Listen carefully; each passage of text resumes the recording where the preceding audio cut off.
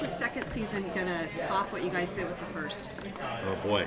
Not only does the second season, I think we both think, top the first season, it almost feels to us sometimes like each successive episode tops the one before.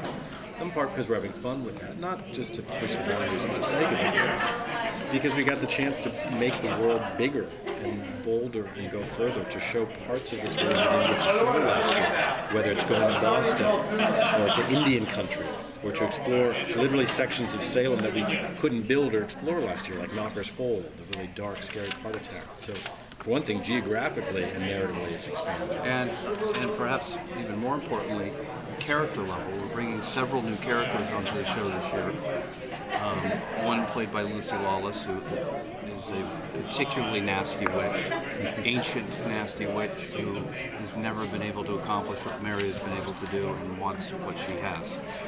And Stuart Townsend plays a Doctors Without Borders type who comes to town to help the people dying of plague, and several others.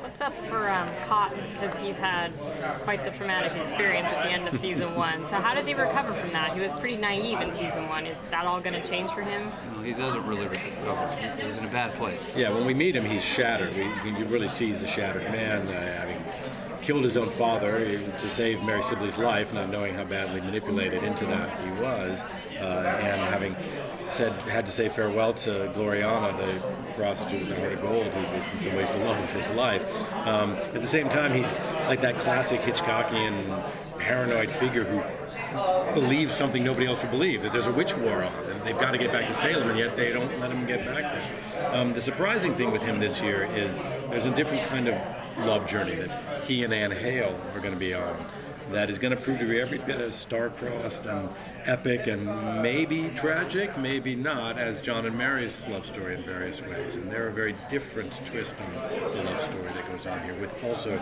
interestingly, supernatural implications, given that she is, at minimum, the daughter of a witch and possibly discovering some interesting powers of her own. And they have patricide in common. So exactly, thank you. Yes, love. It's a good starting place. They're both self-created orphans. Well, Mary has always been a force to be reckoned with. Now that she's been reunited with her son, or semi-reunited with her son, what can you say about how that changes her going forward? Well, Mary's priorities have changed. She's left John Alden for dead. In fact, she thinks he is dead. She thinks she finds out strong evidence that he's dead, and the new love in her life is her son. And everything she's doing now is for him. There's something wrong with this boy, however, and there are secrets about this boy that Mary Sibley is not aware of that will completely turn her life upside down in this season.